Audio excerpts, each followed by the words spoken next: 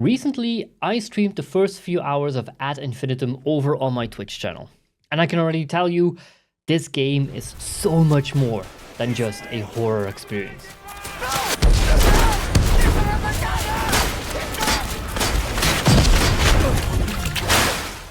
Developed by Hackathon and published by Nacon, this psychological first-person horror game plunges into the brutal realities of World War I, where the horrors of war merge with nightmarish hallucinations.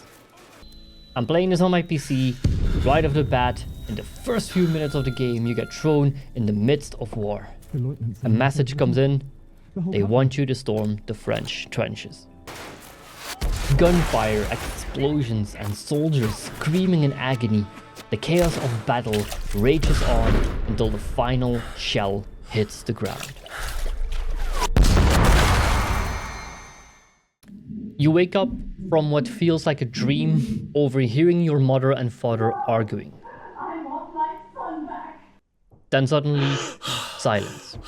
The pace slows dramatically, replacing the horrors of war with an unsettling stillness. I spent the next hours wandering through its halls, trying to piece together who I was and where I had ended up. The shift in tone is masterful. It lets your imagination run wild while keeping you on edge, fearing a jump scare at any moment.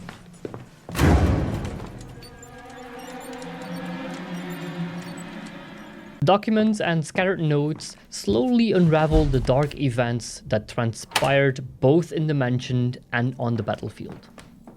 In my darkest hours, it is only music that saves me.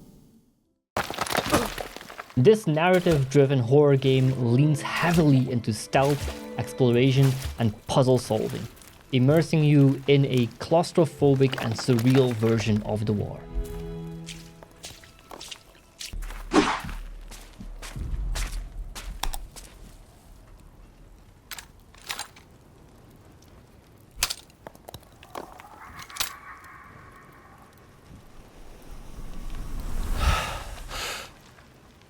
There seems to be no combat, so survival depends on staying quiet and avoiding the enemies at all costs.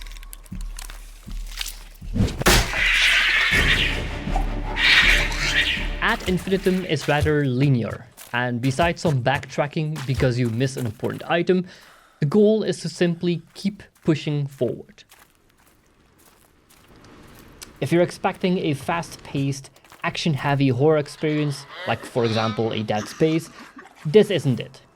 Instead, it plays more like Layers of Fear, where you slowly uncover a mystery, piece by piece. The only downside I've noticed so far is the enemy AI. At times you can stand right next to a creature and it won't react, while other times a slight noise sends them charging. This inconsistency can break immersion, but doesn't completely ruin the experience.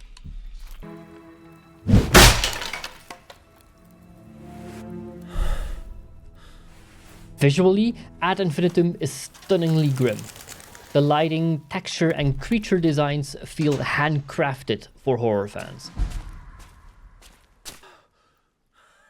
So far, I've only encountered what I assume is the first boss, the Mother of Sorrow.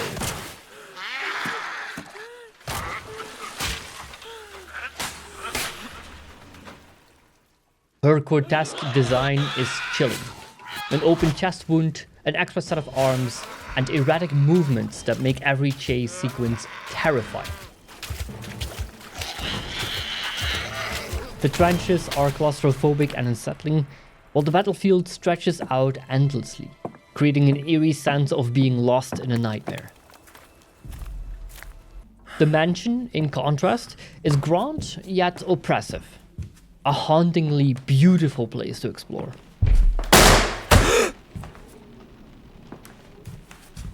The sound design is top-notch. Whispers, distant screams, and echoing footsteps create an oppressive atmosphere.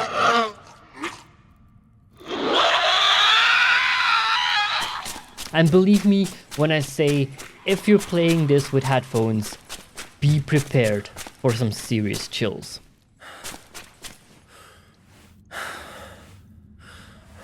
The game paints a vivid picture of the sheer horror of the trenches.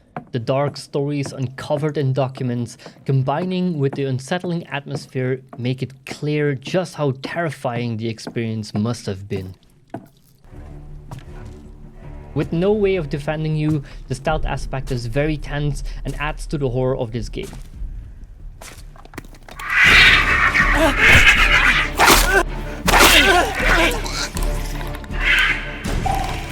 After my first few hours in the game, I found it so hard to stop playing. This story really had me in its grip. If you aren't into story-driven walking horror simulators, this game isn't for you. You really need to take your time to explore and read the little story snippets that are spread throughout the game.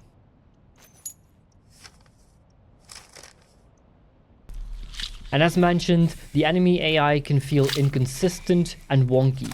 It's nothing too crazy, but from time to time it did feel off.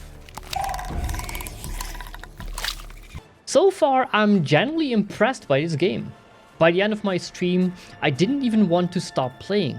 The story had me hooked and I was eager to uncover more. The big question now is, will this intrigue last, or will this game start to feel repetitive over time?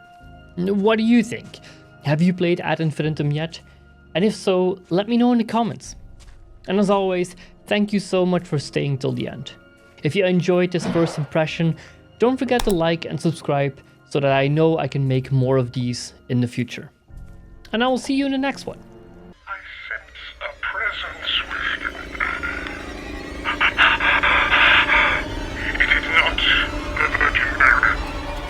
It is her Luciferian counterpart. Mortal Dolorosa.